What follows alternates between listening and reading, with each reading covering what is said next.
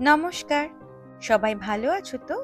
অল্প একটু গল্প চ্যানেলে তোমাদের সকলকে অনেক অনেক ওয়েলকাম।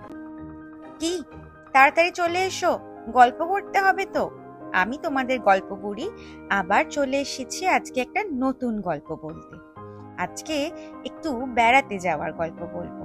ওই বড়দিনের ছুটিতে 2-3 দিনের জন্য ফ্লোরিডা বেরিয়ে এলাম। সেখানে কি খাওয়া দাওয়া, আড্ডা, গল্প, মজা কি কি হলো সব তো তোমাদের সঙ্গে শেয়ার করব। তাই জন্যই তো চলে এলাম। চটপট চলে এসো তো, গল্পটা শুরু করে দিই। ফ্লোরিডার খুব পপুলার বিচগুলোতে যাইনি, কিন্তু একটু অফবিট জায়গাগুলোতে গেছিলাম। ওই যেমন অফবিট নর্থ বেঙ্গল ঘোরে, ঠিক সেরকম। Merry Christmas to all of you. আজ দিন নিশ্চয়ই তোমরা খুব মজা করে কাটাচ্ছ। এই ব্লগটা তো অনেক পরে আসবে, তখন মনে হয় ক্রিসমাস নিউ ইয়ার সবই চলে যাবে। তা আমি যাচ্ছি একটু ফ্লোরিডা ঘুরতে, কারণ ক্রিসমাস আর নিউ ইয়ারের উইকে একটুখানি এদিক ওদিক না ঘুরলে হয় না। আর যথারীতি আমি লেট করেছি, তাই জন্য রাস্তায় চলতে চলতে তোমাদের সঙ্গে বাকি গল্প করব। আর ফ্লোরিডায় কি কি হচ্ছে সমস্ত কিছু ব্লগে আমরা দেখবো। আমরা 3-4টে বিচ হয়তো ঘুরবো ফ্লোরিডায়, তো সেই সমস্ত কিছু এই ব্লগের মাধ্যমে কিন্তু তোমাদের সঙ্গে আমি শেয়ার করব। তাহলে প্লিজ আমার চ্যানেলটাকে দেখতে থেকো। অল্প একটু গল্পতে গল্প শুনতে আসতে হবে কিন্তু। চলো এখন তাহলে তাড়াতাড়ি যাই, নাহলে আরও লেট হয়ে যাবে। টাটা। হ্যাঁ, চলো তাইলে। এই যাত্রা শুরুর আগে কি কি প্রিপারেশন নিয়েছি সব তোমাদের সাথে একটু একটু শেয়ার করি। দেরি তো হয়েই গেছে দেখলে, তো দেরিটা হলো কেন? দেরিটা হলো এই সব বানাতে গিয়ে। ভাবলাম রাস্তায় যেতে যেতে ওই বার্গার প্যাটি তো কিনে খাওয়াই যাবে, কিন্তু বাড়ির থেকে একটু কিছু বানিয়ে নিয়ে গেলে মজাটা আরো 2 গুণ হয়ে যাবে। তাই আমরা নিজেদের জন্য আর বন্ধুদের জন্য একটু এগ চিকেন রোল বানিয়েছিলাম। এই এগ চিকেন রোলগুলো এখন মোড়া হচ্ছে, একদম দোকানের মতো করে যেভাবে করা হয় ওরকম ইউটিউব দেখে দেখে চেষ্টা করছি করার। কলকাতার স্বাদ তো আসে না, কিন্তু যাই হোক, দুধের স্বাদ ঘোলে মেটানো। এই শীতকালটাই তো বিভিন্ন জিনিসপত্র খাওয়া দাওয়া করা যায়, তাই জন্যই ভাবলাম রাস্তায় একটু এগ রোল খেতে খেতে যাওয়া যাবে। তো সেই রোল বানানো চলছে, আর আমিও তার একটু টুকটুক করে ভিডিও করেছি। তো রোল টোল বানিয়ে নিয়ে একটুখানি লেট করে আমরা বেরিয়ে পড়েছি। এবার আমাদের অনেকটা দূর যেতে হবে। ফ্লোরিডা আমাদের বাড়ির থেকে বেশ অনেক দূরে। পুরোটা রাস্তায় গাড়িতে যাব। দেখেছো কিরকম রোদ ছিল? ও মা, আর একটু বাদেই দেখি মেঘ। আমি তো ভীষণ ভয়ে আছি, এই ফ্লোরিডায় গিয়ে যদি বৃষ্টি হয় তাহলে মারাত্মক মুশকিল হবে। ওহ, একটু আবার রোদ দেখা যাচ্ছে। এই রোদের মুখটা না দেখলে না শীতকালে একদম ভালো লাগে না। আর এই আমেরিকায় শীতকাল মানেই হচ্ছে মেঘ আর বৃষ্টি, কিন্তু ফ্লোরিডার ওয়েদারটা কিন্তু বেশ রোদ ঝলমলে। তাও দেখেছি একটু একটু কুয়াশা রয়েছে, ডেন্স ফগ অ্যাডভাইজারি, এসব বিভিন্ন জিনিসপত্র রয়েছে। যাই হোক, সেসবকে পাত্তা না দিয়ে আমরা বেশ অনেকটা রাস্তা ড্রাইভ করে একটা রেস্ট এরিয়ায় এসেছি। তো এই রেস্ট এরিয়াটা দেখলাম একদম ছোট। এটা ঠিক রেস্ট এরিয়া না, ওই পার্কিং এরিয়া। গাড়ি একটু পার্ক করে দাঁড়িয়ে মানুষজন একটু ঝিমিয়ে নিতে পারবে আর কি, যাকে বলে। কিন্তু এখানে দেখলাম ভালো বসার জায়গা টায়গা নেই, খাওয়া দাওয়া করা যাবে না। কিছু কিছু রেস্ট এরিয়া বেশ বড় হয়, কিন্তু সেখানে খাওয়া দাওয়া, টয়লেট সবকিছুর ব্যবস্থা থাকে।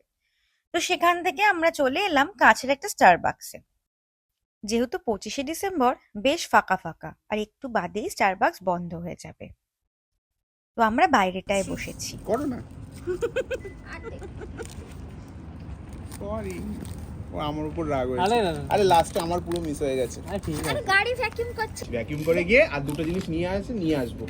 এবার এরা পেছন পেছন ওই দুটো জিনিস নিয়ে চলে এসছে। এবার ও জিজ্ঞেস করছে যে আর কিছু বাকি আছে কিনা।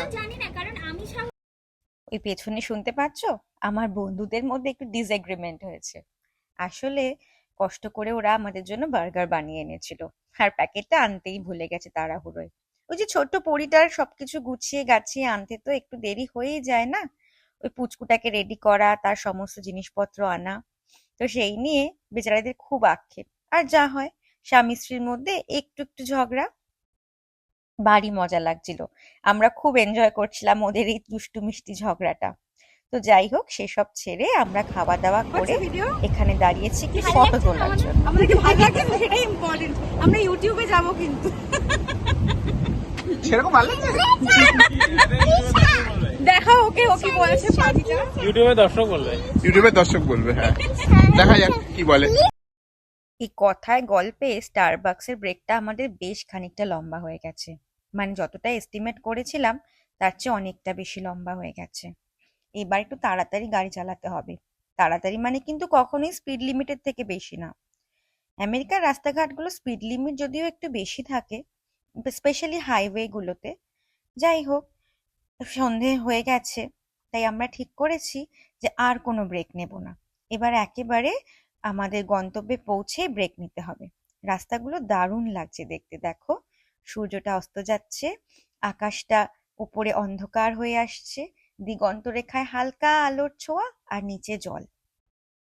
এই রাস্তাগুলো পুরোটাই দেখছি সমুদ্রের ধার দিয়ে।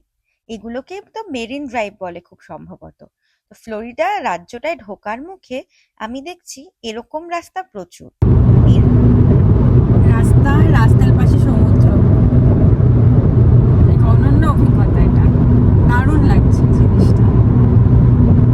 যারা তোমাদেরকে দেখা এত সুন্দর রাস্তাটা দেখে সেটাকে বর্ণনা দেওয়ার জন্য ক্যামেরাটা অন করেছিলাম, কিন্তু ক্যামেরা অন করে কোনো রকমে দুটো লাইন বলেই আবার রাস্তার দিকে তাকিয়ে আছি।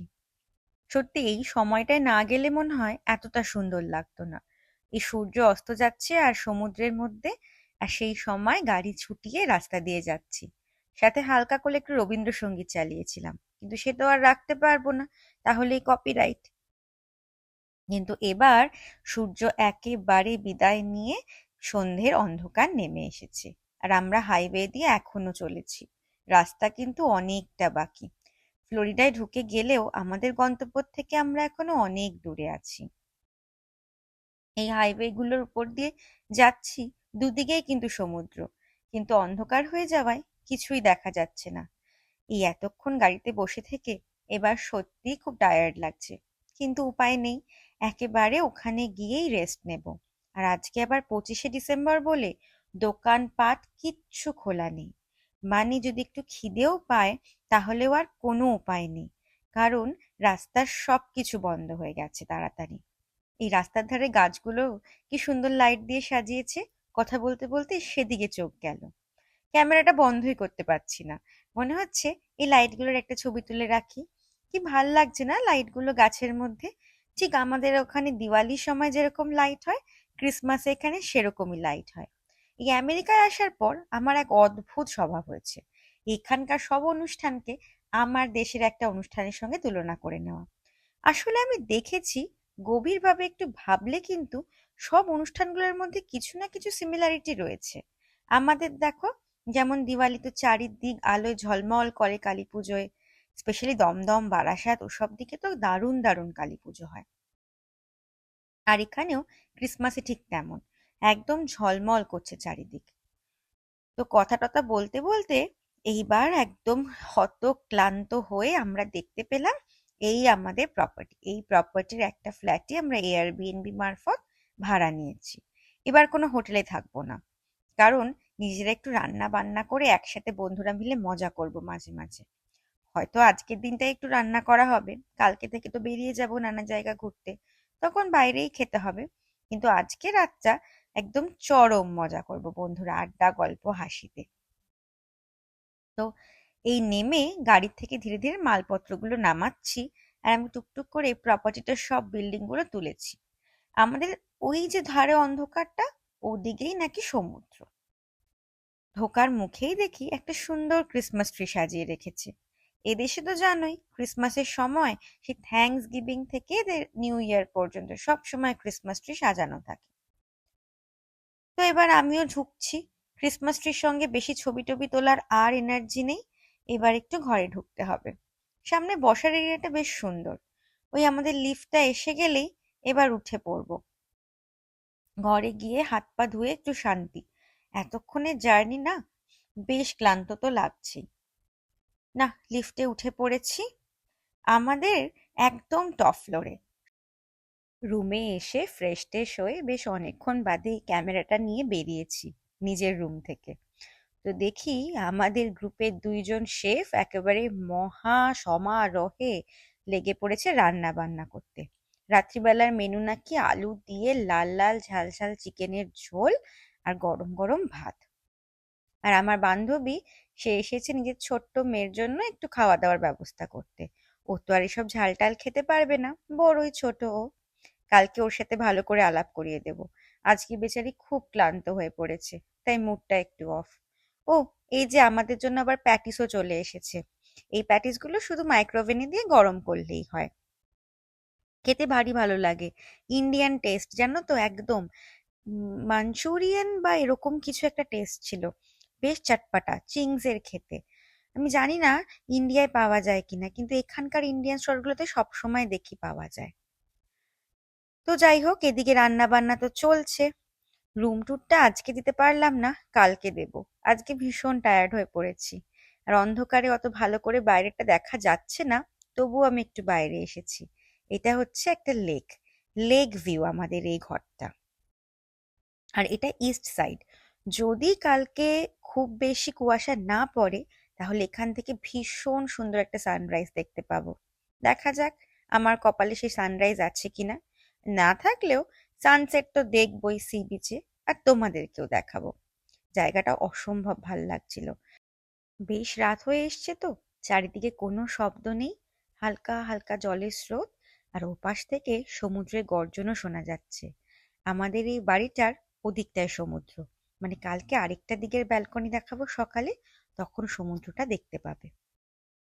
এটা ইস্ট সাইড।